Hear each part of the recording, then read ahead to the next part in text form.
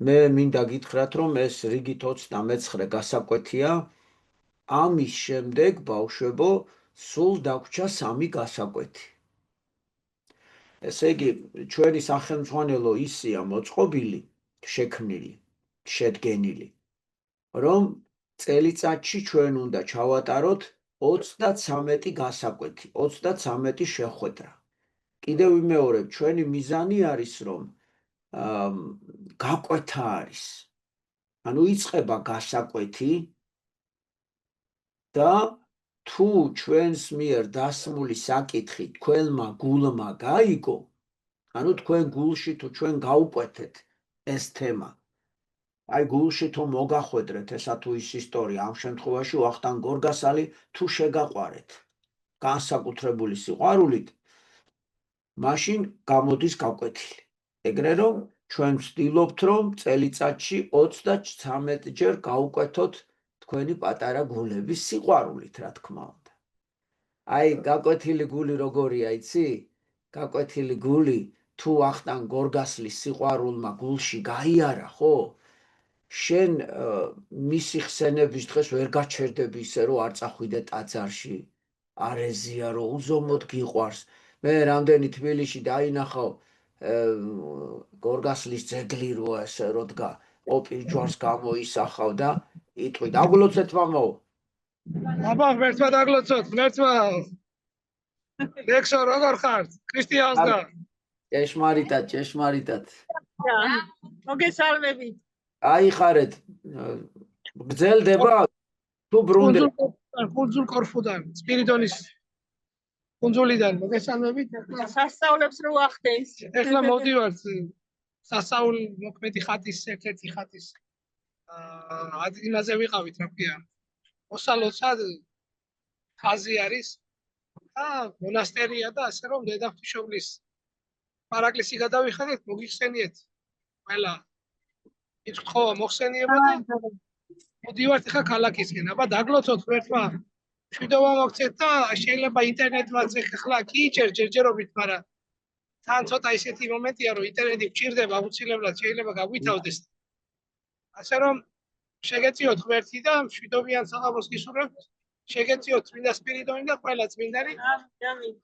ამ წმინდა ადგილიდან, აბა. შეგეწიოთ. გაიხარეთ, მამაო, გაიხარეთ, აბა მშვიდობით იყავით. გაგლოცეთ თქვენც, აბა. მშვიდობით გატაროთ და მშვიდობით დაგაბრუნოთ მოლოცვის შემდეგ. ახვამდის დროებით. გაიხარეთ, მადლობთ მამაო. ხო, ესე იგი, ჩემო ვიფასებო დღეს ჩვენ ესე იგი, წინა გაკვეთილი ჩვენ გქონდა წმინდა ნინოს შესახებ და მინდა გითხრათ, რომ წმინდა ნინოს დროს მეფობდა მირიან მეფე და მირიან მეფის შემდეგ, ბავშვებო, დაახლოებით 100 წლის შემდეგ რთული ჟამი დადგა საქართველოში. ყველა მხრიდან მტერი შემოესია ჩვენს ქვეყანას. აი მაგალითად აღმოსავლეთის მხარეს, აი სადაც ქართლ-კახეთია, ჩვენი დაუნდობელი და რო იტყვიან, ესე იგი განსაკუთრებული მტერი სპარსეთი იყო მომდგარი და რა თქმა უნდა დაკავებული ქონდა აღმოსავლეთ საქართველოს დიდი ნაწილი. ასევე დასავლეთ საქართველოში სამეგრელო და მთელი ეს კუთხე და პლუს მაგას მესხეთის კუთხე დაკავებული ქონდა ბერძნებს. და რომ დაინახეს, რომ ჩვენი ქვეყანა გაჭირვებული იყო და არ ქონდა ბრძოლის თავი, მთიდან, აი კავკასიის მთიდან ჩამოვიდნენ ოსები და ასევე დაიკავეს ქართული ტერიტორიები და მოკლედ სამ ნაწილად არის, რო იტყვიან, დასახიჩრებული ჩვენი ქვეყანა და დაპყრობილი და ძალიან მძიმე ჟამია. და ასეთი პერიოდის დროს ზუსტად მოევლინება ქვეყანას ვახტანგ გორგასალი. მეფე გარდაცვლილია, მაგრამ ვახტანგი არის პატარა ბიჭი. ხო და აბა 7-8 წლის ბიჭს მეფე თუ არ დააყენებდნენ და ჯერჯერობით ხელისუფლების მართლობას უძღვებოდა ვახტანგის დედა. და სამაგიეროდ იმედი ჰქონდათ, რომ თავიდანვე იყო განსაკუთრებული ბავშვი ვახტანგი, განსაკუთრებული აღნაგობის, ძალიან ჭკვიანი, ძალიან ღვთისმოშიში, ღვთისმოსიყვარულე და რამოდენიმე მასწავლებელი ყავდა. ზოგის დიდა ისტორიის საკითხებში, რომ ესწავლებინა საქართველომ რა გადაიტანა, რომ ჩვენი ისტორია სცოდნოდა, ჩვენი მშობლიური ქართული ენის სიდიადეს სცოდნოდა, რომ ესე იგი ეკლესიურად განსწავლული ყოფილიყო და საღვთისმეტყველო საკითხებში მას ასწავლიდა მთავარ ეპისკოპოსი, ერთ-ერთი მიქაელი, ასეთი მთავარ ეპისკოპოსი და ძალიან უყვარდა ტაძარში სიარული, ლოცვები უყვარდა, იცავდა უკვე პატარა ბიჭი მარხვებს, ყველაფერს არ არღვევდა, აი ზედმიწევნით გულით უყვარდა ეს ყველაფერი და აი მართლაც ხო და რა თქმა უნდა პირველ რიგში კი ზდიდნენ საბრძოლო ხელოვნებაში. აი ქართველებს ესეთი ქართული საბრძოლო ხელოვნება, აი ესეთი დარგი მეცნიერულად ჰქონდათ ქართველებს ეს დამუშავებული, იმიტომ რომ ჩვენ ყოველთვის მრავალრიცხოვანი მტრის წინააღმდეგ გვიწევდა მცირერიცხოვანი ჯარით გამკლავება, ამიტომ ქართველები ესე იგი ძალიან ბევრ დროს უთმობდნენ, რომ მოეგონათ ბრძოლის ახალი ხერხი, ახალი რაღაცა ტაქტიკა, რაღაცა სხვადასხვა იარაღებით ბრძოლა და აი ეს საქართველოში წლების განმავლობაში ჩამოყალიბდა. ერთ-ერთ მათგანს ხრიდოლიც ქვია და დღეს უკვე ხრიდოლი ქართული საბრძოლო ხელოვნება აღადგინეს საქართველოში და მინდა გითხრათ, რომ მრავალი ჩვენი მოზარდი ეუფლება ამ საბრძოლო ხელოვნების ესე იგი რომ ძლიერი მომავალი თაობა გვყავდეს. და მაშინ კი მინდა გითხრათ ბავშვებო, ვინაიდან გაუთავებელი ომი იყო, როგორცვე 4-5 წლის გახდებოდა ბიჭი, მაშინვე ხმალს დააჭერინებდნენ ხელში, ოღონდ ჯერ აჭერინებდნენ ხის ხმლებს და ერთმანეთთან უკვე ხის ხმლებით აომებდნენ, რომ ესე იგი ძლიერი გამხდარიყო და ასწავლიდნენ, რა თქმა უნდა, ვახტანგ გორგასალსაც და მინდა გითხრათ ბავშვებო, რომ აი ყველაფერში იყო განსაკუთრებული ნიჭით ახსავსე და 15 წლის რომ შეიქმნა, ჯერ მართალია პატარა იყო, მაგრამ გადაწყვიტეს, რომ უკვე მეფეთ ეკურთხებინათ და აკურთხეს თუ არა ეს მართლაც ღვთივკურთხეული მეფე, პირველი ბრძოლა აი ამ დროს ოსეთმა ხო გითხარით საქართველოს ნაწილი დაიჭირა და თან ცუდი ამბავი მოხდა ჩვენი მეფის ვახტანგ გორგასლის და გაიტაცეს ოსებმა და დაატყვევეს. ხო და რა თქმა უნდა ეს იყო ძალიან ესე იგი მტკივნეული და დამამცირებელი ყველაფერთან ერთად და ამიტომ პირველი სადაც გადაწყვიტა ლაშქრობა და ომი ეწარმოებინა, რომ დაებრუნებინა თავისი საყვარელი პატარა დაიკო და ის ტერიტორიები, რომლებიც ოსებს ჰქონდათ მითვისებული, პირველი ბრძანა ოსეთისკენ წასულიყო. მინდა გითხრათ, რომ ვინც გავლილია ყაზბეგის გზაზე, აი ეს გზა უნდა გაიაროთ და ყაზბეგის მერე ვლადიკავკასი რო არის. აი იქით უკვე საზღვარია ოსების და აი ამ ადგილას რომ მივიდა, ხო პატარა ბიჭი იყო, 15 წლის არა არის და მოხევებს იმდენად გაუხარდათ, რომ საქართველო დაირაზმა საბრძოლველად, რომ დაიბრუნოს თავისი ტერიტორიები, გაანთავისუფლოს ესე იგი ჩვენი ტყვეები და ჩვენი მიწები დაუბრუნოს ჩვენ სამშობლოს და იმდენად გაუხარდათ მოხევებს, რომ შეკრიბეს ჯარი და ამ ჯარს სათავეში შიოლა ღუდუშაური ჩაუდგა და მეფის მხარეს ეს დიდი მხარდაჭერა იყო მეფისთვის, თან იმ ადგილებში ბრძოლა მოხევებმა ზედმიწევნით კარგად იცოდნენ, ეს მთიანი ადგილებია. მინდა გითხრათ, რომ ბრძოლის დაწყების წინ, აი როგორ იყო იცი ბრძოლა, ესე იგი რაღაც კონკრეტულ ადგილს დათქვავდნენ, სადაც იყო ველივით ადგილი, ანუ სწორი ადგილი და იქ ორი ჯარი ერთმანეთის წინააღმდეგ დადგებოდა. ახლა მინდა გითხრათ, ოსებმა ასეთი რამე გააკეთეს. მათ ყავდათ ერთი სახელოვანი მებრძოლი, განთქმული, დიდი დევით კაცი, აი რაღაცა დიდი გოლიათივით. ადრე მინდა გითხრათ, რომ ეს განსაკუთრებულად დიდი ადამიანები არსებობდნენ ასეთი რამე და რა თქმა უნდა, როცა ასეთი დიდი ტანის ადამიანები იყვნენ, იყენებდნენ საბრძოლველად, იმიტომ რომ გაუთავებელი ომები იყო მაშინ.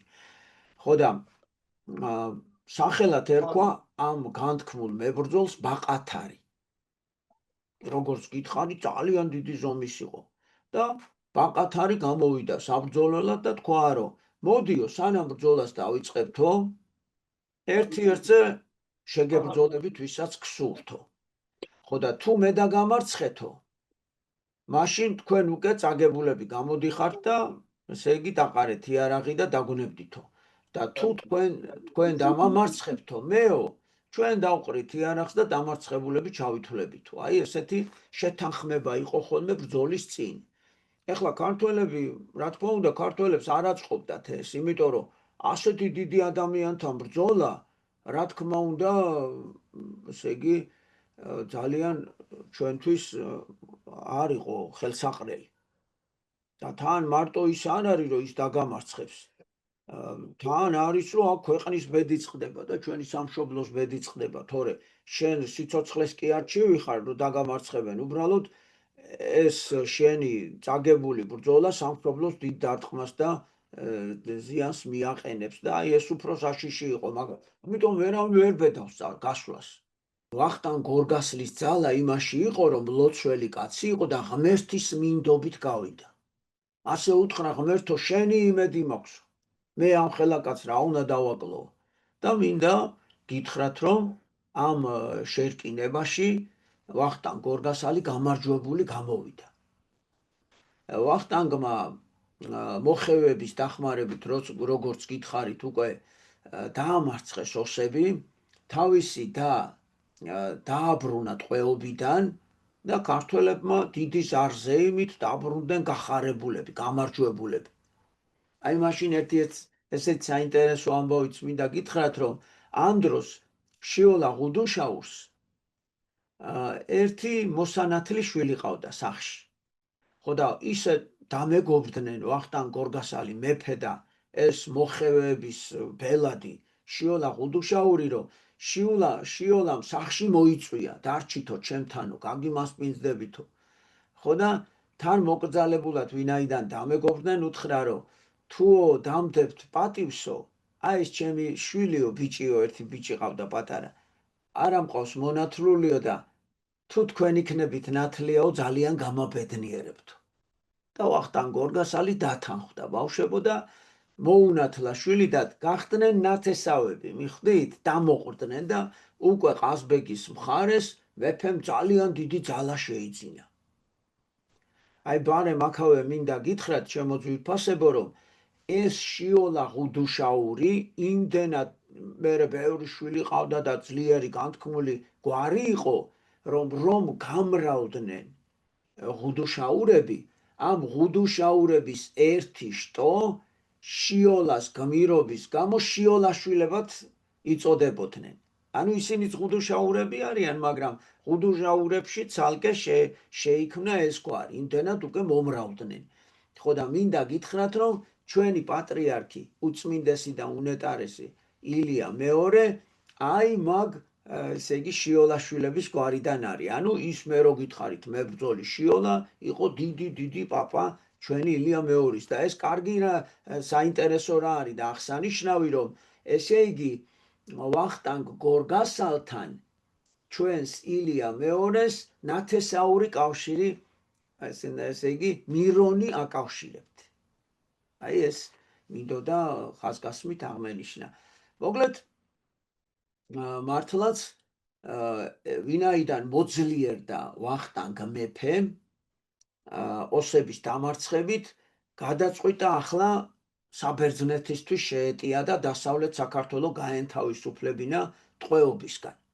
შეკრიბა ჯარი, უკვე გამოცდილებაც ხომ მიიღო მეფემ. შეკრიბა ჯარი და მინდა გითხრათ, რომ იქაც წარმატებით გაილაშქრა და გაიმარჯვა. ეხლა ბერძნებს ყავდათ მეფე ერქვა ლეონ მეფე.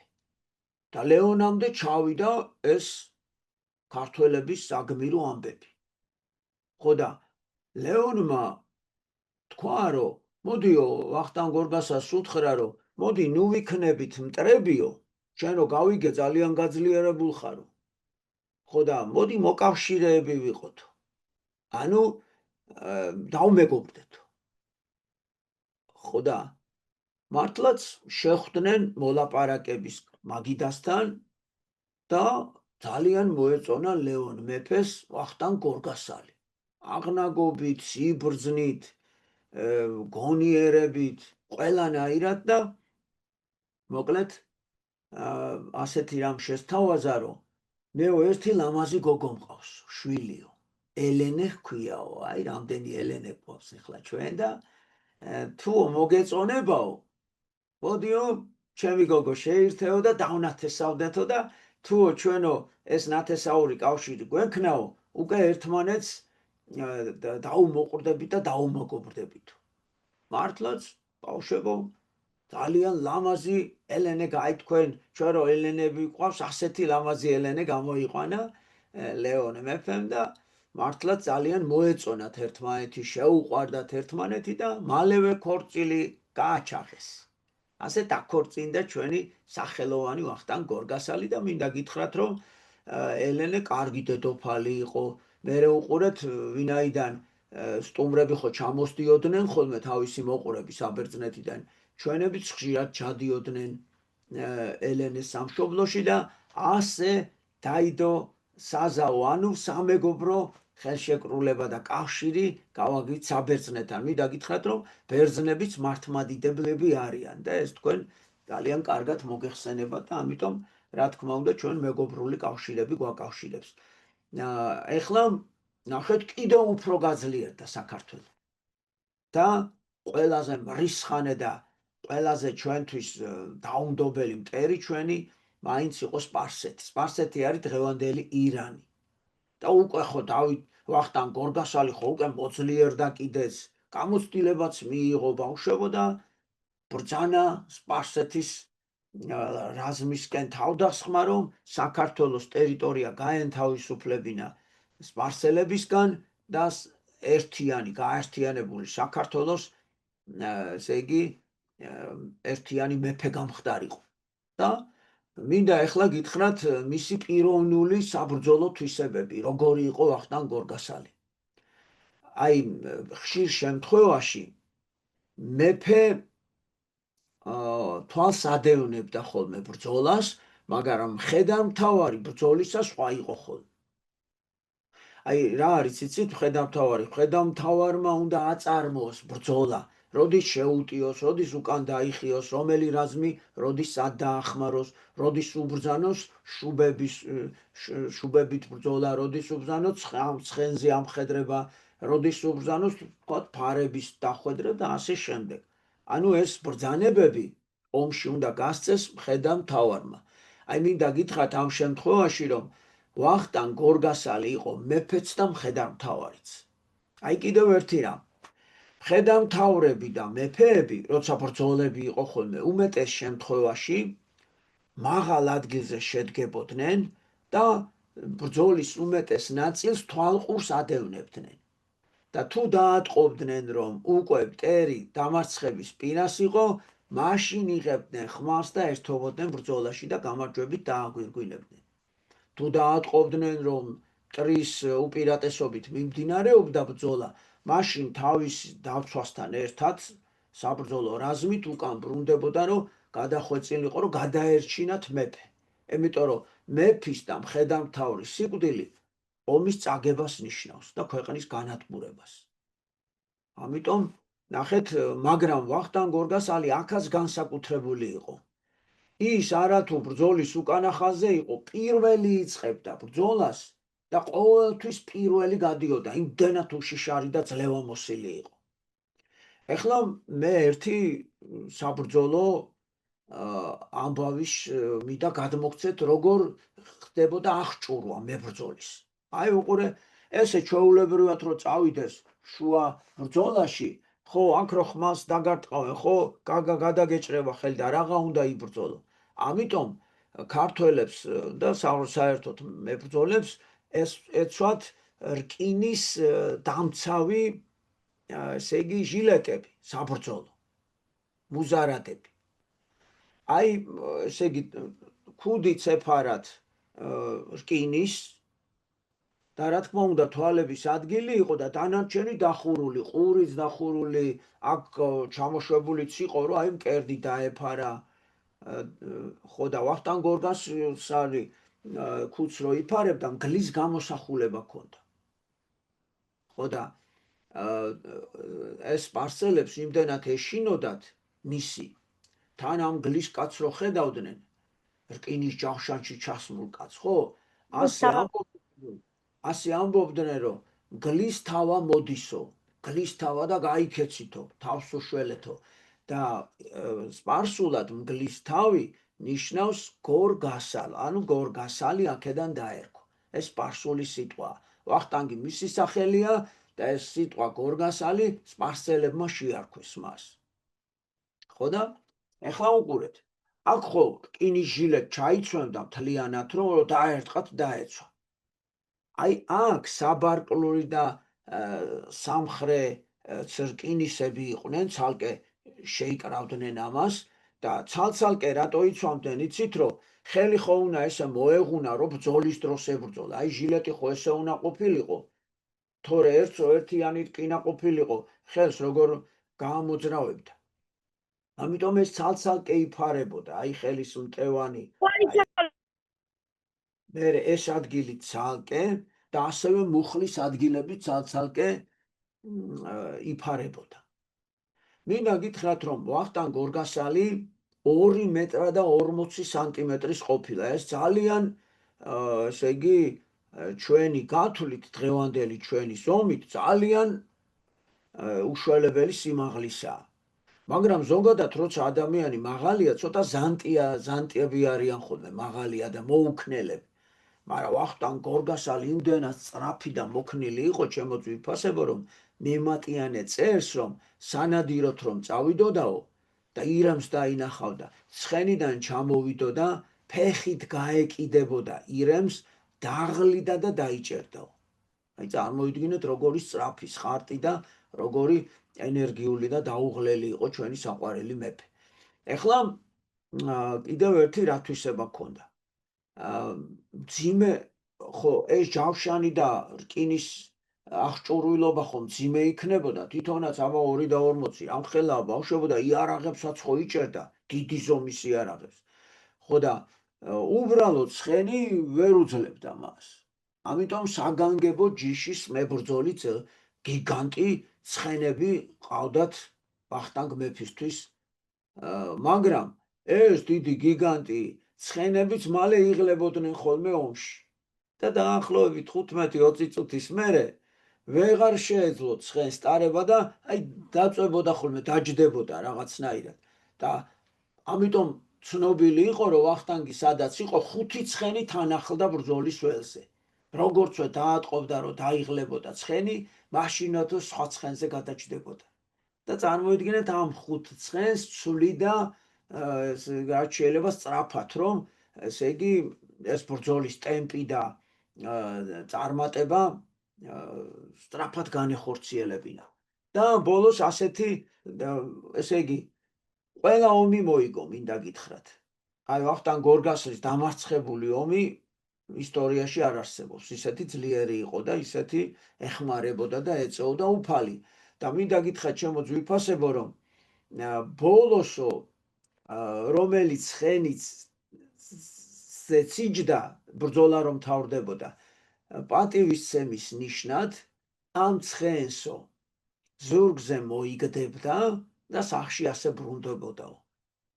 ხო და ეხლა უყურეთ, ჩვენთან ხო ციხესიმაგრეებში იყვნენ გამაგრებულები და მაშინ ტელეფონი და ასეთი სწრაფი ინფორმაცია სად იყო და ესე აკვირდებოდნენ აბა და თუ ჯარი ბრუნდებოდა ისე რომ პირველი ვახტანგ მეფე მოუძღოდა და ცხენის ზურგზე ეკიდა, ეს ნიშნავს რომ ომი ჩვენი გამარჯვებით დასრულდა და ყიჟინით და ქუდების ესე სიხარულით ხვდებოდნენ, გააღებდნენ ჭიშკრებს, დახვდებოდნენ, მიაწვდიდნენ ალბათ წყალი ქონდათ მოწყურებული, ღვინოს მიაწვდიდნენ, კარგი კახურ ღვინოს და აბა მოწყურებულზე და დაღლილზე როგორი სიყვარულით და გემრიელად და მე მთელი ლაშქარი მერე ჭრილობები ვისაც ქონდა მოუშუშებდნენ და კაი პურმარილსაც ქართულად ნადიმად დაამღერებდნენ, წასულებს მოიგონებდნენ.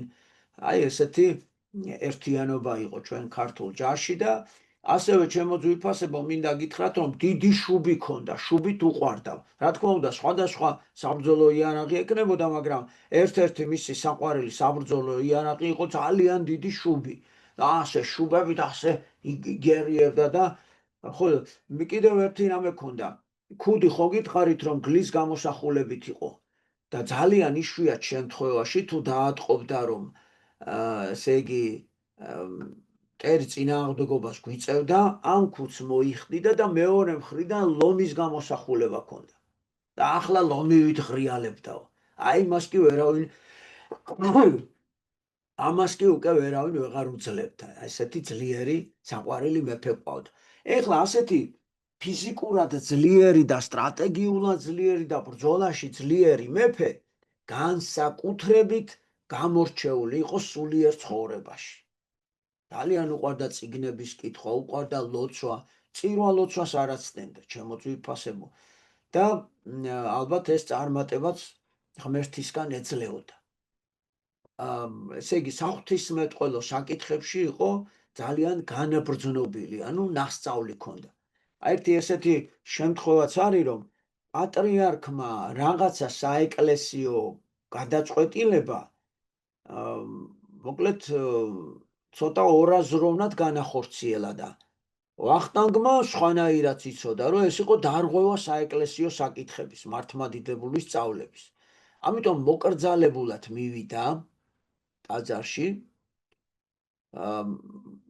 ეს პატრიარქი ტახტზე იყო დაბრძანებული, საპატრიარქო ტახტზე, მუხლი მოუყარა და მოკრძალებულად უთხრა ეს შენიშვნა, რომ ხომ არ გადავამოწმოთ. და ასე წერია ისტორიაში, რომ გაბრაზდაო პატრიარქი, ადგაო და ფეხი ამოჰკრა სახეშიო. და იმცეთი ძალით ამოკრა, რომ კაბილი გაუტეხა მეფესო. წარმოიდგინეთ როგორ ეთკინებოდა. და თან ეს შეურაცხყოფაც იყო. და ეხლა წარმოიდგინეთ თქვენ ბავშვებო, რომ გაბრაზებულს რო ერთი ხელი გაეკრა, ალბათ გაწყვეტავდა შუაზე, მაგრამ მოითმინა და არაფერი არ უთხრა. უბრალოდ ეს საკითხი გადააგზავნა ანტიოქიის ეკლესიაში და ანტიოქიის ეკლესიიდან მოვიდა პასუხი, რომ პატრიარქი არ იყო მართალი.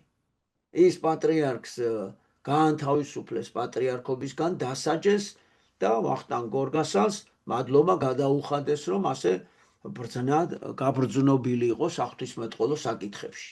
ეხლა მე ეს ისტორია ამიტომ მოგიყევით, რომ ასეთი ფიზიკურად ძლიერი, როგორი სიმდაბლის ადამიანი იყო და როგორი მომთმენი და როგორი, ესე იგი,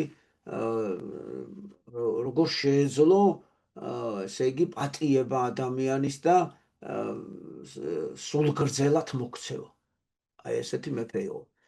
ასევე მინდა გითხრათ, რომ ვინაიდან მტრები განდევნა და საქართველოს შეკრა, ისო ძველებური დიდება დაუბრუნა, დაიწყო ეხლა აღმშენებლობა. პირველი, რასაც ყურადღება მიაქცია, ეს არის ჩვენთვის საყვარელი სვეტიცხოველი, სადაც კვართი იყო დავანებული და ამ კვართზე მირიანის დროს იცით რომ ხის პატარა ეკლესია იყო აშენებული. ამიტომ ეს გარე ხის კედლები მოახსნევინა და კვართზე წმინდა სიდონიას საფლავზე ზემოდან ქვის მოზრდილი ეკლესია დააშენა. ეს მოხდა მე-5 საუკუნეში ვახტანგ გორგასლის შემდეგ. აი ახლა მე მინდა რომ დღევანდელი ფორმით რომ არის სვეტიცხოველი, ეს მე-10 საუკუნეში აი ამ ვახტანგ გორგასლის ტაძარზე ზემოდან დააშენეს ეს უშველებელი სვეტი ცხოველი. ხო და თქვენ აბა ამის შემდეგ დააკვირდით სვეტი ცხოველში რომ მოხვდებით შუა ესე იგი ფართში დაინახავთ რომ არის შუშებია და ამ შუშებიდან ჩანს რომ შიგნით სხვა კედელი ჩანს რაღაც. აი თქვენ შეიძლება კითხვაც კი დაგებადოს რომ ნეტა ეგ რა არისო. ხალხი რა შვება იცი ფულებს ყრიან ხოლმე ეს საიდან მოიტანეს ეს ტრადიცია არ ვიცი, მაგრამ ერთმა რო ჩააგდო, ეხლა სხვებიც ყრიან და აი იმ ადგილებში ყრია ფული. თქვენ ეხლა ფულს კი არ მიაქციოთ ყურადღება. აი ის არის განათებული ადგილები და ეს შიგნით რომ განათებული სვეტებია, აი ეს არის ვახტანგ გორგასლის დროინდელი ესე იგი ეკლესიის ნაშთები შერჩენილია დღესაც. ახლა დაიწყო ციხე-ქალაქების მშენებლობა, გზების მშენებლობა, იმიტომ რომ ქვეყანა უნდა მოძლიერებულიყო. და მართლაც მრავალი დიდი ციხე-ქალაქი ააშენა ვახტანგ გორგასალმა, მრავალი ტაძარი ააშენა. ამიტომ უნდოდა რომ მცხეთას დიდი დარტყმა არ მოსვლოდა და ეძება ეხლა მცხეთის გარშემო ადგილები, სად გადაეტანა ეს ესე იგი დედაქალაქი. აი იმ ადგილებში, სადაც ეხლა თბილისია, სულ ტყეები იყო ჩემო ძვირფასებო. და მაშინ იცით რომ ჩვენი მეფეები და ზოგადად ქართველი ხალხი, ჩვენი ტყეები იყო ძალიან მდიდარი და ღმერთისგან კურთხევაც იყო რომ ქართველი მეფეები ნადირობდნენ. და ნადირევს მერე საკვებად იყენებდნენ და მაშინ ესეთი მიმინოები ყავდათ, აი მიმინოები მხარზე ეჯდათ მეფეებს და როდესაც თქვათ, ესე იგი სანადიროდ მიდიოდნენ, მიმინოც რა თქმა უნდა თან ყავდათ. და ერთი ესეთი გადმოცემა არსებობს, რომ თბილისის მიდამოებში, მტკვართან, ჭალებში ქვევით, მიმინო გაეკიდა ხოხობს და არც ერთი დაბრუნდა და არც მეორე. ჩაყვა მერე მეფე ამ ესე იგი ჭალაში ჩავიდა ხეობაში და ნახა რომ ჩამხჩვალი დარჩა დახვდა წყალში მიმინოც და ხოხობიც. და რო ამოიღო იქიდან რა შეხედა რომ ორთქლი ადიოდა წყალს და ესე იგი ჩახარშულნი იყვნენ, ანუ მოხარშულები იყვნენ იქ რო ჩავა. მაშინ დააკვირდა ამ წყალს და აღმოჩნდა რომ თბილი წყალი, ანუ ბუნებრივად ასეთი სასიამოვნო თბილი წყალი და მაშინ კი მეფემ მიფიქრა რომ აი აქ შეიძლებოდა მაგარი დედაქალაქი გამოსულიყო. და მაშინათვე ბრძანა სასწრაფოდ აქ ვიწყებ ქალაქის გაშენებასო და მართლაც ეს ტყეები გააჩეხინა და იცით თქვენ რომ ამის შემდეგ დიდი და ლამაზი მშვენიერი ახალი დედაქალაქი დააარსა. ანუ თბილისის დაარსება დღევანდელი ჩვენი დედაქალაქის ვახტანგ გორგასალს უკავშირდება. ამიტომაც მეტეხთან არის მისი ძეგლი ცხენზე ამხედრებული და ესალმება მომსვლელს დიდი სიყვარულით. მართლაც მე მინდა გითხრათ ჩემო ძვირფასებო რომ ვახტანგ გორგასლის ამ გადაწყვეტილებამ გაამართლა და მიუხედავად იმისა რომ მტერი ხშირად შემოდიოდა და თბილისი არაერთხელ გაანადგურეს და 27 ჯერ აიკლესო მთლიანად და 27 ჯერ ფეხზე დადგა თბილისიო. და აი ვახტანგ გორგასალმა ზუსტად ეს გათვალა რომ ამ დარტყმებს ყველაფერს თბილისი თავის თავზე იღებდა რომ კვართი გადაერჩინა და მცხეთას ეს დარტყმა არ მიიღო. აი შეიძლება ითქვას მცხეთის ფარი არის თბილისი. თან დედაქალაქი ჩვენი საყვარელი და დღეს თქვენ მსოფლიოსთვის კარგად ცნობილი. ასევე მრავალი სხვა ციხე-ქალაქი ააშენა, მრავალი გზა გაიყვანა და მოკლედ ქართველების ცხოვრება დღითიდღე უკეთესდებოდა. ესეთი სახელოვანი მეფე ყავს ჩვენ ყველა მხრიდან და ყველა კონტექსტშიც ძლიერი და ბოლოს ერთი ყველაზე კიდე მთავარი რაც მან განახორციელა ეს ის რომ ანტიოქიის საპატრიარქოს რომელიც მაშინ ცენტრალური და მსოფლიოში პირველ ადგილზე იმყოფებოდა ვახტანგმა დააყენა საკითხი, ჩვენ მას ვეკუთვნოდით ანტიოქიის საპატრიარქოს და დააყენა საკითხი, რომ საქართველო ცალკე დამოუკიდებელ ავტოკეფალურ ეკლესიად გამოცხადებულიყო. რა თქმა უნდა, მასალები წარადგინეს ამ კრებაზე და დაარწმუნეს იქაური მამები, კრების მამები, რომ საქართველოში წაუკითხეს მასალები და წყაროები მიუთითეს, სადაც წერია, რომ საქართველოში მოციქულებმა იქადაგეს. და ამის ფონზე მიაღწია მეფემ ის, რომ საქართველოს ეკლესიას მიენიჭა ავტოკეფალი, ანუ დამოუკიდებლობა. და იმის შემდეგ უკვე ჩვენ ყავდა ჩვენი პატრიარქი, ჩვენი დამოუკიდებელი დედა ეკლესია. აი, დღესაც გვინდა სიხარულით გითხრათ, რომ საქართველოს დღესაც დაცულია ჩვენი ავტოკეფალია და ჩვენი დამოუკიდებლობა, ეს ჩვენთვის დიდი სიამაყეა და დიდი, ესე იგი, განძი არის და ჩვენ ამას უფრთხილდებით დედა ბუდიანად. აი, ასეთი ძვირფასი მეფე და დიდი აღმშენებლობა იყო ამ დროს და მინდა გითხრათ, რომ ჩვენს დროშას, ქართველების საფიცარ დროშას ქვია გორგასლიან, დავითიან, თამარიანის დროშა. რაც მოწმობს იმას, რომ ჩვენთვის ყველაზე დიდი მეფეები და ყველაზე ძლიერი სამშობლო ჩვენი იყო ვახტანგ გორგასლის დროს, თამარ მეფის დროს, დავით აღმაშენებლის დროს და თამარ მეფის დროს.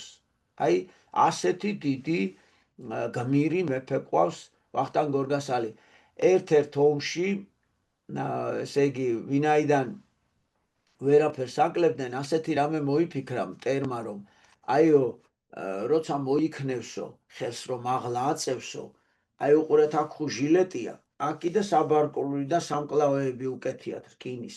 მაგრამ როცა ხელს აწევ, იღლია ხო გამოგიჩდება ადამიანს, როცა კარგად აწევ. და აქ რო ბოლომდე რკინა კონდეს, ხელს ხო ვეღარ დაწევ მაშინ. ამიტომ აი ეს ერთი სუსტი წერტილი აქ იყო.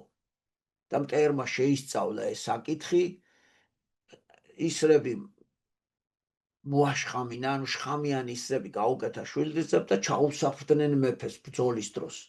რომ როგორც ხელს მაგრა აწევდა, ჩუმად ესროლათ ეს ისრები და მართლაც ბავშვებო, ასე გაუყარეს იღლიაში ის არის, მაგრამ რა გააკეთა იცი, ბრძოლის დროს ხო გახურებული ხარ და ვერ აქცევ ყურადღებას და მოიწეხა ესა და გააგრძელა ბრძოლა და რა თქმა უნდა ის ბრძოლაც მოიგო. და რო დაბრუნდა, რო გახდიდნენ ხოლმე ზოგადად ჩვენ მეფეებს, ესე იგი სისხლი წურწურით ჩამოსდიოდათ, იმიტომ რომ კლავდნენ მტერს, ის სისხლი ხო ზედესხმებოდათ და რო განხადეს, რაღაცა შედარებით მეტი სისხლი წამოვიდა მეფის სამოსიდან. თან ხელს იტკიებდა მეფე. ხო და მერე რო ჟილეტიც გახადეს და დაინახეს, რომ თურმე ისრის თავი იღლიაში იყო ჩარჩენილი. და ვინც ის რამდენი საათი იბრძოდა ასეთი მძიმე მდგომარეობით და აი ამ შხამიანმა ისრის თავმა, ესე იგი ფაქტობრივად შიგა ორგანიზმი მოუწამლა მეფეს და მერე შეუძლოდ გახდა, კი რა თქმა უნდა გაუჭრეს, ამოუღეს ყველაფერი, მაგრამ უკვე გართულებული ქონდა მდგომარეობა და ფაქტობრივად ვეღარ უშველეს და ესე იგი გარდაიცვალა ჩვენი სახელოვანი მეფე. სხვათა შორის მინდა გითხრათ, რომ ჩვენი ეს ბრძენი მეფეები, მე ვინ ჩამოგითვალეთ, მაგარი მებრძოლები, ვახტანგ გორგასალი, დავით აღმაშენებელი და თამარი, არც ერთს არ უცოცხლია დიდი ხანი. და აი ასევე მინდა გითხრათ, რომ საქართველოს დედა ეკლესიამ, როგორც მირიან მეფე არის წმინდა მეფე, ასევე ვახტანგ გორგასალი წმინდანთა დასში შერაცხა და ვახტანგ გორგასალი ჩვენთვის არის როგორც მფარველი, როგორც განსაკუთრებული და მე ვინაიდან რუსთავის ეპარქიას ვეკუთვნი, თქვენც რომ მინდა იცოდეთ, რუსთავის ეპარქიაში, იმიტომ რომ მრავალი ბრძოლა აქვს მოგებული და რუსთავის ციხის აღებაც უკავშირდება ვახტანგ გორგასალს, ამიტომაც ჩვენი ეკლესიის მთავარი საკათედრო, ჩვენი ეპარქიის, რუსთავის ეპარქიის მთავარი საკათედრო ტაძარი არის ვახტანგ გორგასლის სახელობის, ეგრე რომ რუსთავის ეპარქიის მფარველიც და ასე თქვათ სულიერი შემწია ჩვენი ვახტანგ მეფე და აი შეგვეციო სრულიად საქართველოს მე არ მეგულება საქართველოში არც ერთი მორწმუნე და ეროვნული სულისკვეთებით გაჟღენთილი ქართველი, ვისაც გულში არ უყვარდეს ვახტანგ გორგასალია. ესეთი ყველა მხრივ ყველა ნაირად იყო განსწავლული და წარმატებული და შეუდარებელი, მინდა გითხრათ, ჩემო ძვირფასებო. აი ესეთი ესე იგი სასახელო ხალხი ყავს. ეხლა ჩვენ მინდა გითხრათ, რომ ერთი ეს დამაკვირდი ესეთი თემები გვაქვს შერჩეული თქვენთან, ეს სააზროვნო პატარა თხზულებებია. აი სადაც არის ფსიქოლოგიური, ფილოსოფიური ჟანრის ნაწარმოებები, რომლებიც ჩვენ გააზრებაში და მსჯელობაში გვეხმარება. აი ამით განსხვავდება სხვა სახელმძღვანელოებისგან ჩვენი სამშობლოს ცოდნეობა. მე ეს ბავშვებო აღებული მაქვს, ეს ჩემით არ მომიფიქრებია, ილია ჭავჭავაძეს უწერია. ილია ჭავჭავაძე ქართველმა ერმა ერის მამად შერაცხა და ილიამ ზედმიწევნით იცოდა რა იყო საჭირო ჩვენი მომავალი თაობისთვის, რა გადაარჩენდა და რა წაიყვანდა ერს აღორძინებისკენ. და აი ერთ-ერთი ზუსტად იძახდა, რომ სკოლებში უნდა შემოვიღოთო ფილოსოფიური სწავლება, ისტორია კარგად უნდა ვასწავლოთო.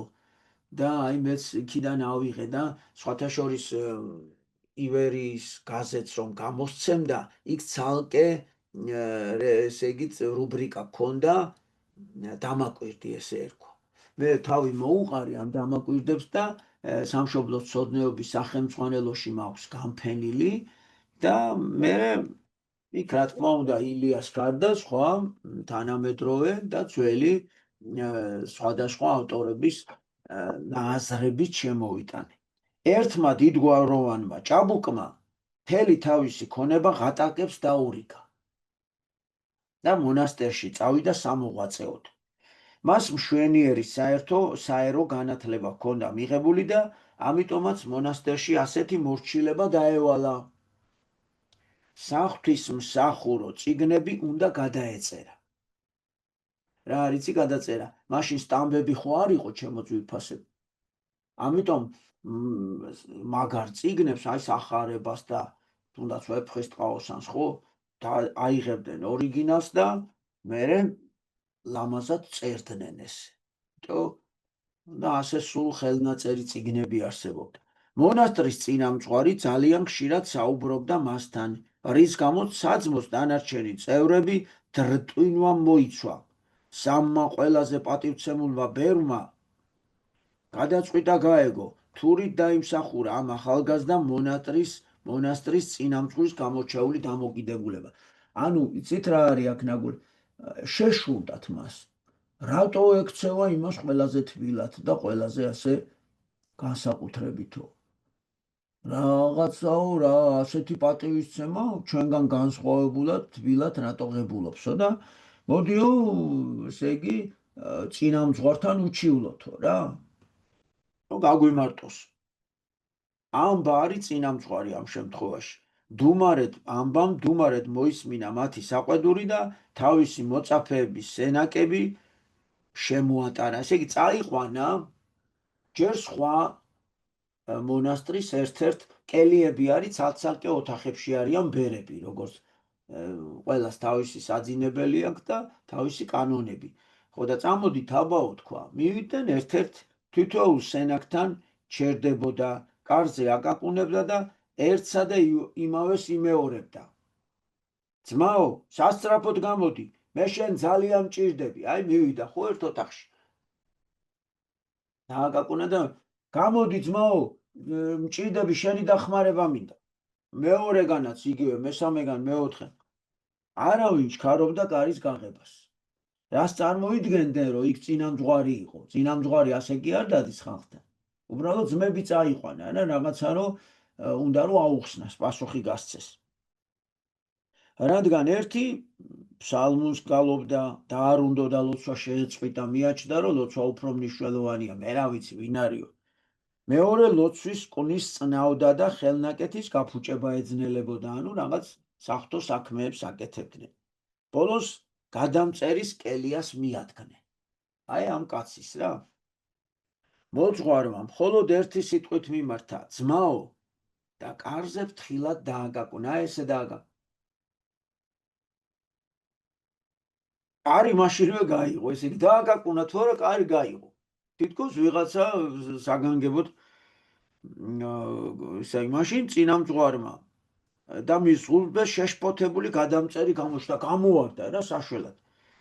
წინამძღვარმა სამივე ბერს მიმართა, აბა მითხარით, სადღედავ ჩემს დანარჩენ მოწაფეებს. ნახეთ, რამდენს დაუკაკუნე კარზეო. სად არიან ისინიო? ანუ თითო-თითოს უკაკუნებდა და ეუბნება, გამოდი ძმაო, გამოდი და მარტო ეს გამოვიდა. აბა სად არიანო ისინიო? წინამძღვარი გადამწერის კელიაში შეუძღვა, ახლა შევიდნენ, წამოდით აბა ეხლაო. ამ გადამწერი ბერის კელიაში, ოთახში შევიდნენ. მაგიდიდან რვეული აიღო და თავისი მოწაფის დაუსრულებელი ნაწერი აჩვენა. ნახეთ, ის ხო გადამწერი იყო, შეხედეთ, როგორც კი ჩემი ხმა გაიგონა, მაშინვე კალამი დააგდო. ეს დაუსრულებელი ასო ნიშანი ყველაზე უკეთესად მეტყველებს მორჩილების შესახებ, რომელიც მას თავისი წინამძღვრის წინაშე აქვს. აი, ამ მორჩილებისთვის მიყვარს მე იგივ. ხედავთ, ანუ შუაში დამთავრებულიც კი არ ხოდა, აი მის წერდა ვთქვათ, ხო, მოხაზული ქონდა და კაკუნი რო გაიგო დადო ეგრევე და გავიდა. იქნება რა უჭირს კაცო. მიხდით? აი ამ ხო, სამართლიანად გიყვართ მამაო. უთხრეს ბერთაგან ერთმა. პირველმა უთხრა, ეს რა ვნახეთო, ეს მართლა მაგარი მორჩილი ყოფილაო და კი უნდა გიყვარდეთ გამორჩეულად. მეორემ მიუგო, ჩვენ ყველას გვიყვარს იგი მამაო. აღმოაჩინეს, რომ თურმე ყველასთან ესეთი ყოფილა. და მესამემ დასკვნა გაამტეცა, ღმერთსაც ამ მორჩილებისთვის უყვარს. ასეთი იყო მესამე ბერის დასკვნა. აი ესეთი მორჩილების პატარა ესე იგი თხზულება წავიკითხეთ, ჩემო ძვირფასებო და მე მინდა გითხრათ, რომ აი იესო ქრისტემ თუ ჩვენი გამოხსნა მოახერხა, როგორც წმინდა მამები გვასწავლიან, პირველ რიგში მოახერხა იმით, რომ მორჩილი იყო მამის დავალების. და ამ მორჩილებაში უდიდესი საიდუმლოა. აი ჩვენ ასევე უნდა მორჩილნი ვიყოთ ჩვენი მოძღვრების, ჩვენი პატრიარქის, ჩვენი დედა ეკლესიის კანონების, იესო ქრისტეს სწავლების და რა თქმა უნდა ასევე მორჩილნი უნდა ვიყოთ ჩვენი მშობლების. ასევე უფროსი ადამიანების, პედაგოგების. აბა ვინ მეტყვის ახლა რისი მორჩილება არ შეიძლება? რა დროს არ უნდა შევასრულოთ მორჩილება, თუნდაც მასწავლებლის, თუნდაც მშობლის, თუნდაც ესე იგი, აი რა დროს არ უნდა შევასრულოთ მორჩილება, ვინ მეტყვის?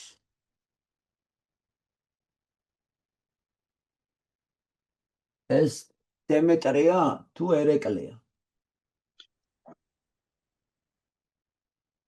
ხო, ჩართე მიდი საყვარელო, ჩართე მიდი.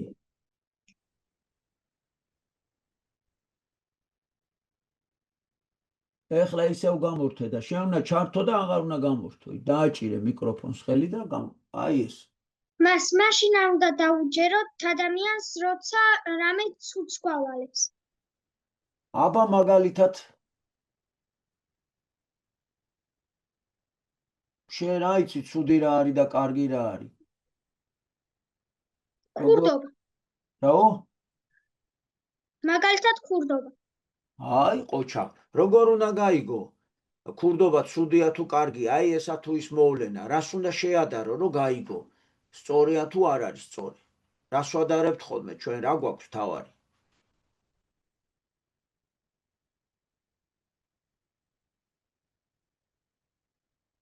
აი რა გვეუბნება, სად გვიწერია, რომ ქურდობა არ შეიძლება. ცნებებში. აი ყოჩა, ანუ ეს არის ღვთისმცნებელი. ადამიანს ღმერთმა მცნებები მისცა და ადამიანი ამ ცნებებით უნდა ცხოვრობდეს. მიხვდი? თუ მცნების ყოჩა, რა კარგი პასუხი იყო. თუ მცნების საწინააღმდეგოს გვავალებს, ვინც გინდა იყოს, არ უნდა დაუჯეროთ. გასაგებია, მასე შეიძლება უფროსმა ადამიანმა მითხრას, რომ ღმერთზე ცუდი თქვიო. ან ეკლესიაში არ წახვიდეო მითხრას, არ ეზიარო და უნდა დაუჯერო, მაშინ არ უნდა დაო. გასაგებია, ესე იგი უნდა ვიცოდეთ, რომ როცა ღმერთის საწინააღმდეგოს რამეს გვეუბნებიან, ჩვენ არ უნდა დაუჯეროთ. აბა რაო, მარიამ, რა გინდა შენ?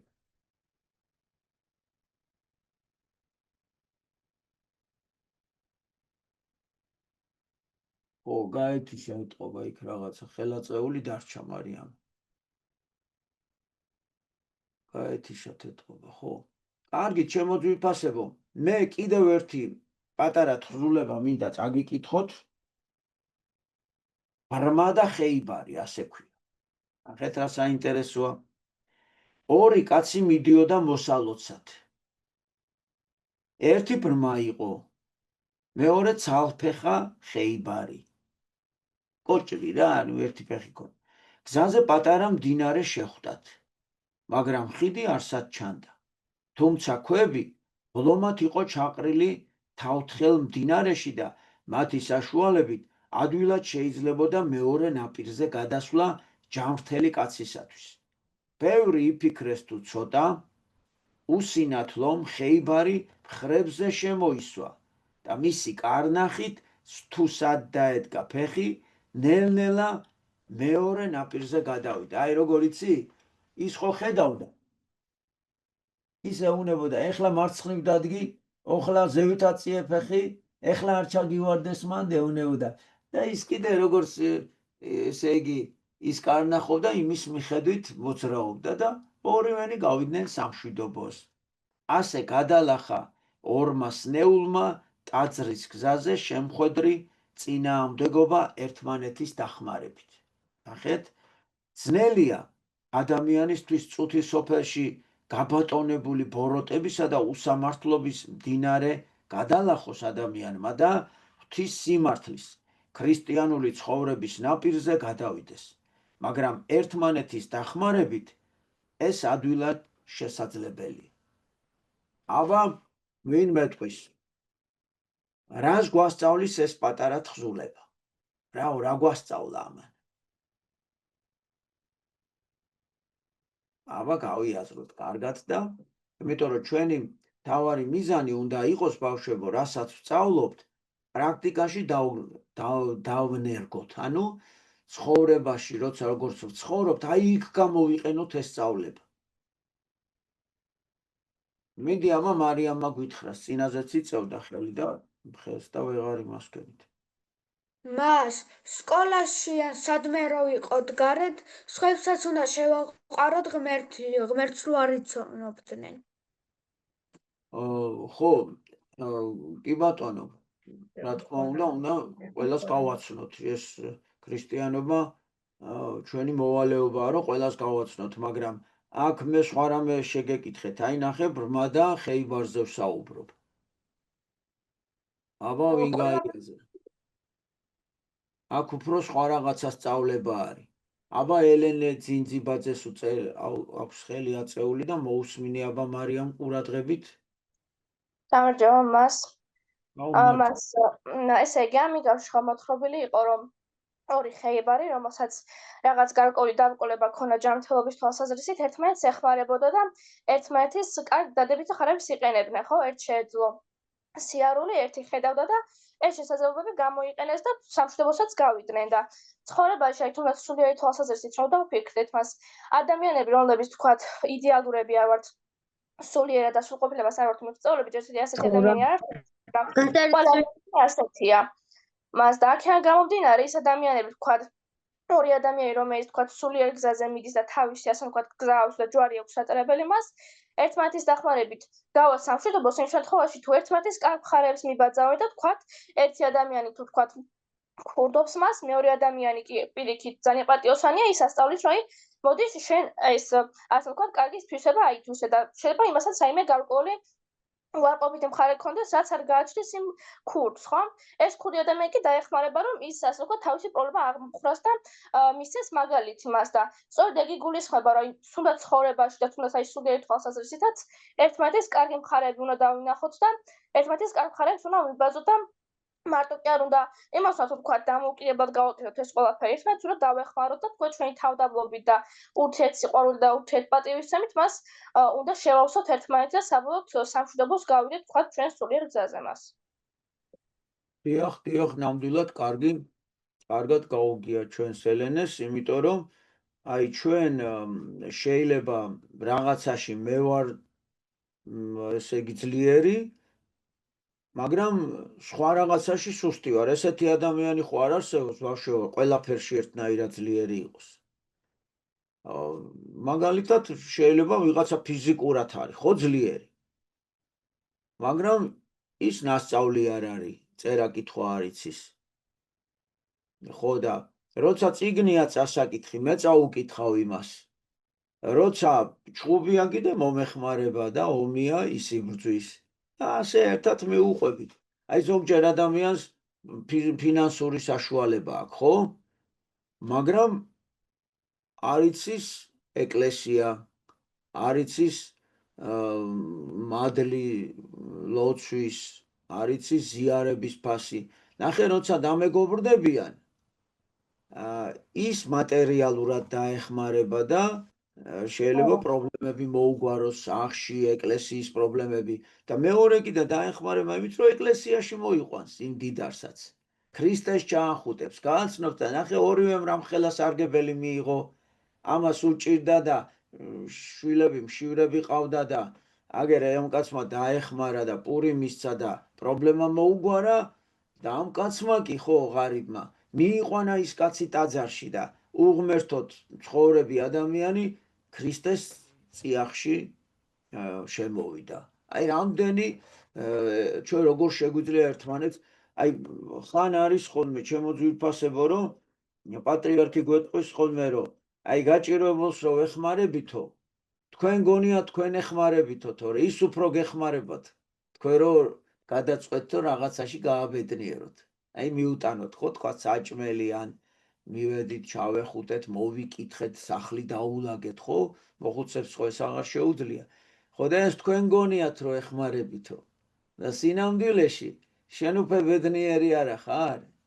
აი მე მინდა მოგიყვეთ ახლა ჩვენ ჩემო ძვირფასებო ასეთი რამ თავგადასავალი გადაგხვდა.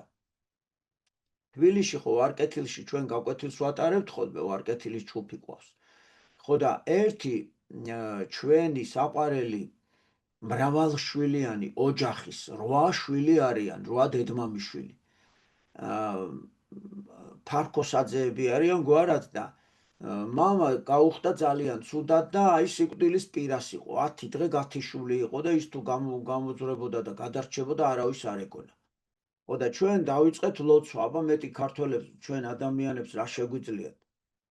ხო და დავიწყეთ ლოცვა და მართლაც ამ ლოცვამ შედეგი გამოიღო და ადამიანმა გაახილა თვალი, დაბრუნდა, რო იტყვიან წუთის ოფერში. რაღაცა ცუდათაც მოიქცა, აღსარება ჩააბარა, მოძღვარი იხმო, განიწმინდა თავისი ცოდვებისგან. ხო და ჩვენ ისე ძალიან გაგვიხარდა ეს ფაქტი, რომ მოვედი ახლა ხუთშაბათს მოაქვს ხოლმე თბილისში გაკვეთილი ვარკეთილში. ხარების ჯგუფი ქვია, ხარების ტაძარია და მაგ ჯგუფს ხარების ჯგუფი ქვია. ხო და ასე გადავწყვიტე, რომ მე ახლა მეთქი, გადავწყვიტე, რომ სამადლობელად, აი მადლობა რო გადაუხადო ღმერთს, რომ დაგვეხმარა და ის კაცი რო იმედი აღარ ქონდა და გადაარჩინა მახათას მთაზე, იცით რომ არის დედა ღვთისმშობლის დიდი ტაძარი, უშველებელი დიდი ტაძარი. ხო და აი ახლა მინდა მეთქი, რომ სამადლობელი ნიშნად ფეხით წავიდე მეთქი.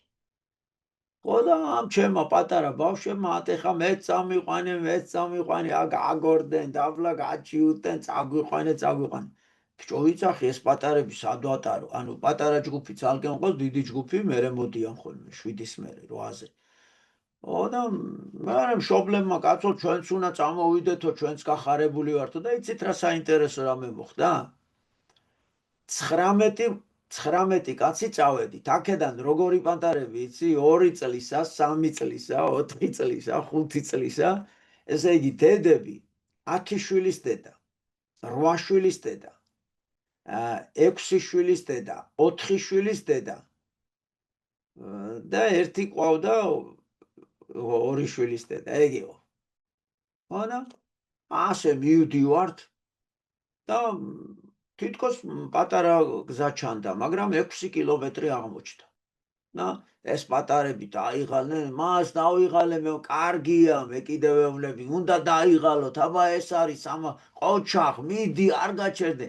მე ძალიან პატარები უკვე დედამიდა დაიწყეს და დედებმა ხელში აიყვანეთ და ხელში აყვანილი იარეს, აი სასწაულები, აი კაცი ამას ვერ იზავდა რა, დედას ძლიერი ძალა აქვს მაინც და უკვე დაგვაღამდა ბავშვებო და აი მე რა ვქნათ და ეხლა არის მოკლე ასასვლელი, ოღონდ ღამეა უკვე.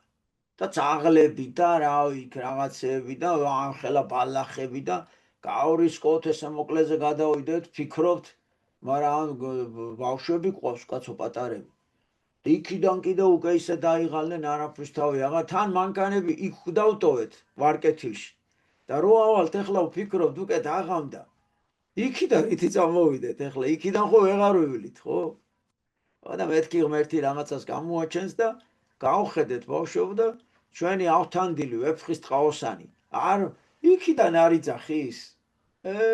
თურმე ასულა კახეთიდან ჩამოვიდა ეს რო გაიგო, დააწვა მანქანით, აბარისი ვეფხის ტყაოსანია. გამოჩნდა უცბად ბავშვებო და წასულა იქიდან და მოკლეზე ჩამოსულა იქ რო გზა ნახოს როგორია, გაიკვალა გზა რა. ხო და აქედან ავიდეთო, თორე იქიდან რომ გავიჭირდებათ 2 კილომეტრი კიდე ემატებაო. და შუა ღამესა საიდანღა ძაღლები, მგლები, რაღაცები და იქიდან ჩვენი ვეფხის ტყაოსნის ავთანდილი და ასე გავხდით ოცნი. და ასე გადავჭერით მოკლეზე და ავედით ტაძარში, ტაძარი დაკეტილი დახვდა, მაგრამ მამაოებმა მაინც გაგვიღეს ცალკე შესასვლელი კარი გაგვიღეს და შევედით და ვიგალობეთ, მადლობა გადაუხადეთ, დავკოცნეთ ხატები, ასეთი ძვირფასი მადლიერების გაკვეთილი ჩავატარეთ. აი რატო ეხლა მინდა რომ თქვენც იცოდეთ. აი სახარებაში ერთი ესეთი მომენტია. ჩემო ძვირფასი ერთი ასეთი რომ გაწყვეტინებთ, ჩემი ტელეფონი მას დაჯდა და თან ვეღარ ეხა დაიტენა, მართალია ცოტაზე, მაგრამ აღარ მივშვებს და ჩემი დის ტელეფონიდან მოგისმენთ. აი ჩემო საყვარელი. ხო და მოკლედ ჩემო ძვირფასებო, 10 კეთროვანი, აი კეთრი არის განუკურნელი დაავადება, ესე იგი ვისაც კეთრი აქვს, ის ვეღარ გადარჩება, ასეთი ძიმე სენია ეს კეთრი. ხო და კეთროვანები თან სულ ცალკე არის, იმიტომ რომ გადამდებია ეს სენი და ახლოს ვერავინ კეთროვანი ვერ მიუახლოვდება ადამიანს და დაუძახეს იესო ქრისტეს. შორიდან დაუძახეს, რომ ჩვენო კეთროვნები ვართო და ჩვენს გვიშველიო. ხო და ქრისტეს ხო ღმერთია და ყველაფერი შეუძლია და მივიდა კეთროვნებთან. მივიდა ბავშვებო, ხელი დაასხა ყველას ესე ულოცა და 10-ვე გამკურნა. წამოვიდა ეხლა იესო ქრისტე სხვა საქმეს სხვა სოფელში მიდიოდნენ და გზაში ეუნებიან რომ ერთი კაცი მოდისო რაღაცა საქმე აქვს, მიმიშვითო რა გეხოცებიო. რა გინდა კაცო, მიმიშვითო რა. აი იესო, აი ვიღაც კაცი მოვიდა, აბა გისმენ რა გინდაო. მეო მადლობის სათქმელად მოვედიო. რა მადლობის? აი კეთრი მქონდაო. ხო და თქვენ რომ გამკურნეთო, ჯერ ხო თავიდან შოკში ვიყავი, რა მოხდა ვერ გავიგეო. ხო და ეხლა რომ გავაცნობიერეო, გამოვიქეციო და ეხლა ძლივს დაგეწიათ და მოვედიო რომ მადლობა გადაგიხადოთ. და იესო ეუბნება რომ შენ რო განიკურნეო, დანარჩენ 9-ს რა მოუვიდაო შენთან ერთად. ისინიც განიკურნენ თუ მარტო შენ განიკურნია? არა, ისინიც განიკურნენ. სად არიან? არ ვიციო, სახლში წავიდნენ. რომ რავი ზოგმა თქვა სოშვილი უნდა გავახარო, ზოგმა თქვა უნდა წავიდეო, ჩემი საქმე გავაკეთო, ენახს უნდა მივხედო, ამას მივხედე. ხო და წარმოვიდგინეთ ახლა ამ ამბავით რას გვასწავლის იესო ქრისტე, რომ ჩვენ ყველა რომ ცოცხლები ვართ, რომ სუნთქავთ, რომ საჭმელი გვაქვს, სასმელი გვაქვს, ბედნიერება გვაქვს, ხო, ოჯახი გვაქვს, შეგვიძლია ტკბილად დავიძინოთ, დავისვენოთ, მეგობრებს შავეხუტოთ და ასე შემდეგ. აი ამდენი ბედნიერება გვაქვს და ღმერთს კი არ მივაწერთ. ასე გონია რომ ჩვენ მოვიპოვეთ ეს ყველაფერი. და ღმერთი კი აღარ ახსენდება რომ მადლობა გადაუხადოს რომ საჭმელი მომეცი, მადლობა გადაუხადოს რომ ოჯახი მაქვს, მადლობა გადაუხადოს რომ შვილები კარგად მყავს და ასე შემდეგ. აი და ასეთი დასკვნა არის ამ პატარა იგავით რომ 10-დან 9 ადამიანი ჩვენს წუთის სოფელში უმადურია. ამიტომ ჩვენ უნდა შევეცადოთ რომ იმ ერთი გამონაკლისი მეათედის წრივში ჩავეწეროთ და ვიყოთ მადლიერები, იმიტომ რომ ყველაზე დიდი სათნოებათა შორის არის მადლიერების სათნოება, როცა ჩვენ მადლობთ ღმერთს. აი ადამიანი, ჭკვიანი ადამიანი ყველაფრისთვის შეიძლება მადლობდეს ღმერთს. და თქვენ იცით რომ ესე იგი არის ადამიანი რომელიც რაც არ უნდა მისცე, მაინც უმადურია და მოუგონებს რაღაცას ღმერთს და ეტყვის რომ აი ეს არა მაქვს და აბარანაირი ღმერთი ხარ, მე არ მაძლევ და იმას აძლევ. მაგრამ არიან ადამიანები რომ ყველაფერზე მადლობას სწირავენ ღმერთს. აი ხა მე მაინტერესებს დღეს ხო ელენეებზე ვისაუბრე და ეხლა ელენე ვარდოსანიძემ გითხრას, აი შენ გულში რა ხდება, მადლიერება თუ უკმაყოფილო ხარ რაღაცით ღმერთის და რითი ხარ მადლიერი?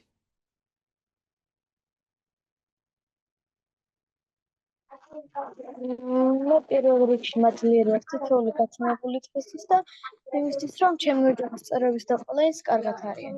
მე მადლიერი ვარ იმ ღმერთის რა თქმა უნდა, იმისთვის რომ ჩემი ოჯახის წევრები ყველანი კარგად ყავს და ყველანი ერთად ვართ და იმისათვის რომ ჩემი მეგობრები, ჩემი კლასელები, ჩემი საყვარელი მასწავლებელი ძალიან კარგად არის და ძალიან ბედნიერი ვარ რომ ამ ხალხს ვიცნობ.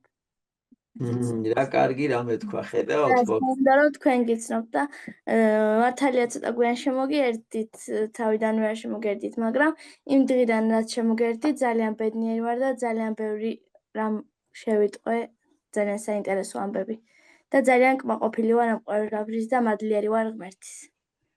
დიდი მადლობა, ნახე როგორი მადლიანი სიტყვა გითხრა.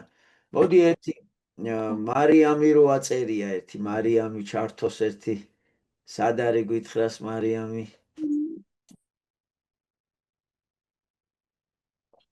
გამარჯობათ.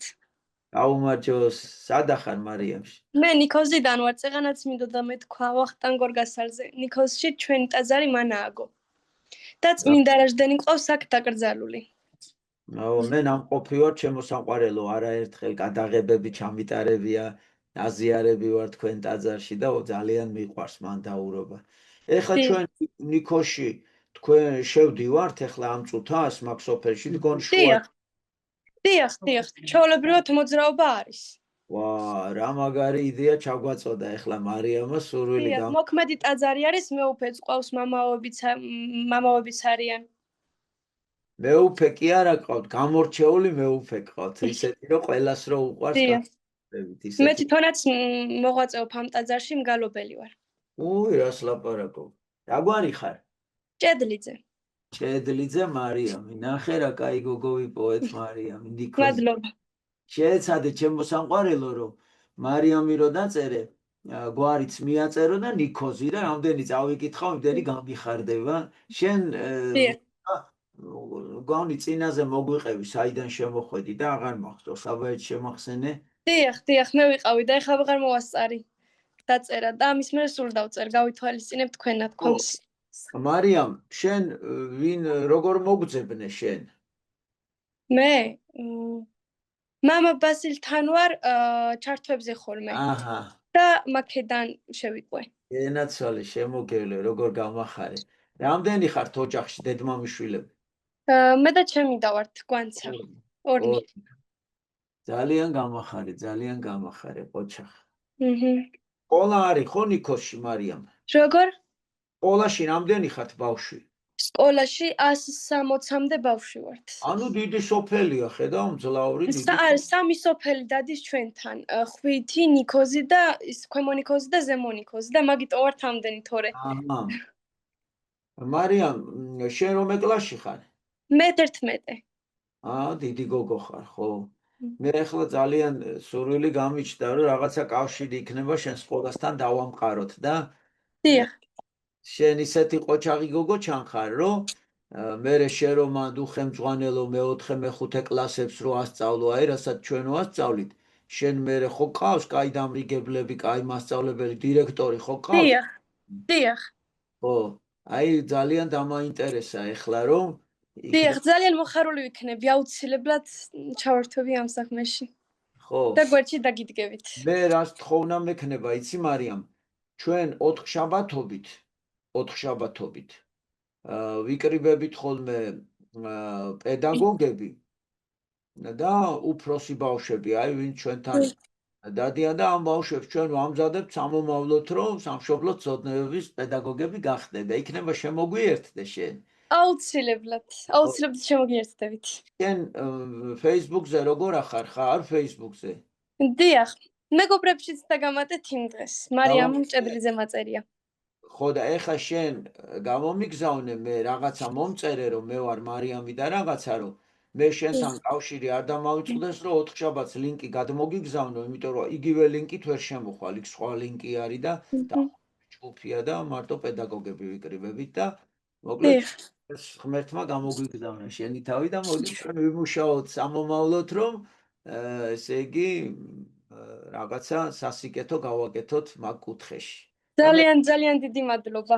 მეც აუცილებლად ჩამოვალ მე ბავშვებთან გაკვეთილი ჩავატაროთ, აგერ გავიცნოთ პედაგოგი, დირექტორი, მშობლები და ბავშვები გავზარდოთ ქართულად, მართლმადიდებლურად, ჩამოვალთ იმას ჩავატარეთ, ფილმებს ჩამოგიტან, დაგიტოვებ ხოლმე და მე ბავშვებს აჩვენე ხოლმე. დიახ. ხო, მოკლედ ვითანამშრომლოთ და ძალიან გამახარე. ხა ეს ძალიან მნიშვნელოვანი იყო ჩემთვის. გამარჯობათ, მოგესალმებით. აიხარეთ. რა ვქვია თქო, ჭედლიძის ოჯახში ვართ, ხო? კი, იმედამ ჭედლიძე ვარ. გენაცვალე. ომის ვეტერანი ვარ, მოქმედი ჯარისკაცი ვარ ეთლაც.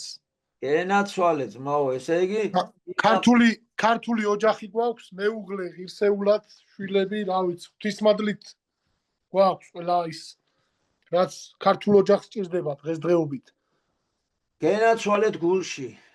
მოხარული ვიქნებით ნიქოში თუ მოგბრძანდებით ჩვენ ოჯახში აუცილებლად ჩამოვათ დიდი სიყვარულით, დიდი რა ვიცი, აი სიტყვით და ყველა იმ ვაჟკაცობით დაგხვდებით, რაც სტუმარ მასპინძლობას შეეხება.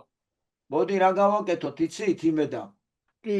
ეხლა უკვე ბოლოსკენ მიიწურა სწავლა და ეხლა უკვე ფაქტობრივად რაღა დარჩა და აი სექტემბრიდან რო დაიწყება სწავლა დავთქვათ მე ერთი ავიღოთ ნებართვა, მე ჩავვალ, მე ასე უფლება მოპოვებული მაქვს, რომ თუ დირექტორი დაინტერესდა სამშობლოს ცოდნეობა, რომ მე-4, მე-5 კლასელ ბავშვებს ეს კლას გარეშეა რა, გაკვეთილების შემდეგ, ვისაც სამშობლო უყვარს, ისტორია, ხო და მე ჩამოგიტანთ წიგნებს, ჩამოგიტანთ ფილმებს, ნიქოშიც არაერთხელა ვარ ნამყოფი გადაღებები მაქვს ჩატარებული მთელი ამბავი და მე მოკლედ ერთად დავსახოთ გეგმა, როგორ შეიძლება რომ ბავშვების პატარა ჯგუფი მანდაც შევკრათ და ჩვენ მე ვახორციელებთ ხოლმე ბანაკებს სხვადასხვა კუთხეში.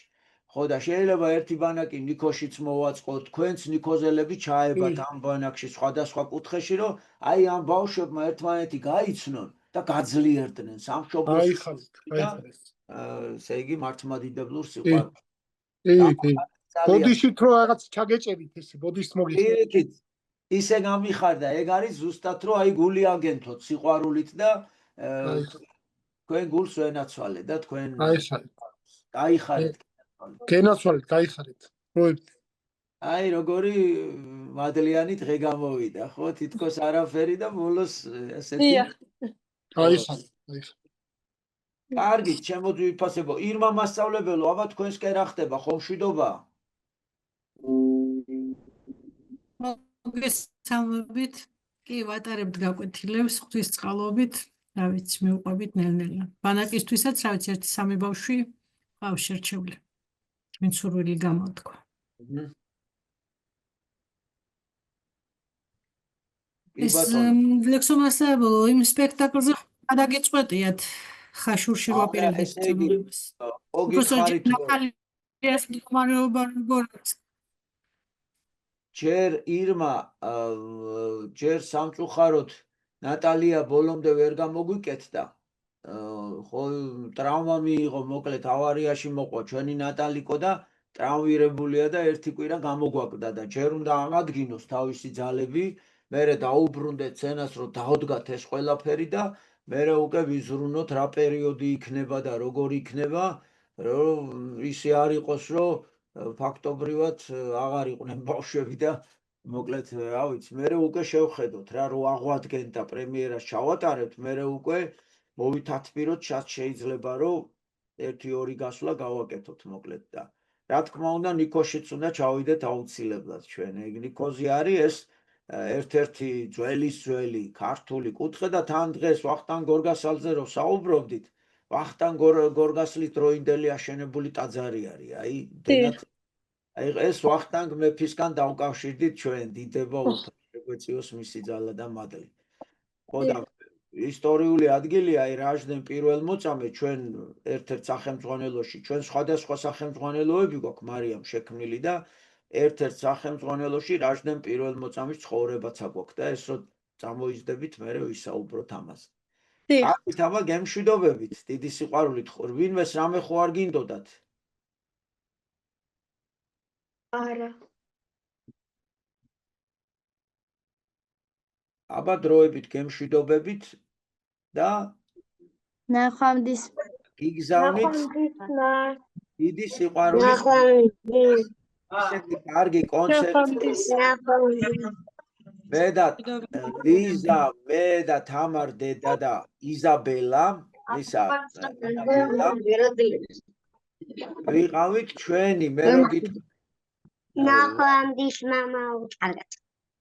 ვარკეთილში რო გითხარით ეთომასწავლებელი მაგარი ბავშვები რო ყავს ჩვენ ხარების ბავშვები ისინი არიან ხო გითხარით სულ მრავალშვილიანი ოჯახები არიან და პატრიარქის კურთხევით ჩემო მარიამ შეიქმნა ხო იცით რომ მესამე და მეტ ბავშვს პატრიარქი რო თვითონ ნათლავს და ანსამბლი შეიქმნა ეგ რამდენი წელია 6 წელია უკვე ანსამბლი შეიქმნა პატრიარქის ნათლულების და რა ვიხილეთ ეთომასწავლებელო ესე იგი ერთი 150 ბავშვი იდგა სცენაზე და მღეროდა რა იმღერეს რა იცეკვეს რა და უმეტესი ყველაზე აქტიური ჩვენი ბავშვები იქ რო ბავშვები ყავს ეთო ვარკეთილის ბავშვები ეგენი ვინ ყოფილან რა ესე იგი სასწაული ბავშვები და ისე გაგვახარეს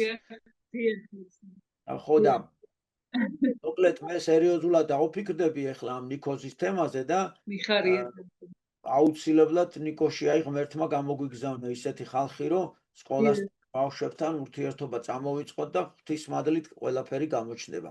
მარიამ როგორი დირექტორი ყავთ? შესანიშნავი. ვა, რა გვარია ვინ არის? როგორი? არა, მარიამ ლაზარაშვილი. ვა, ლაზარაშვილი თუ ხო არის ეკლესიური, ეროვნული. დიახ, დადის ხოლმე ეკლესიაში. ძალიან კარგი. მოკლედ იყოს უფლისნება და მაგაზე მე მოვითათბიროთ კიდეც. აბა დროებით და ნახვამდის. მეც დაგიკავშირდები მარიამ, მეც დაგიკავშირდები ახლა. დიახ, აუცილებლად.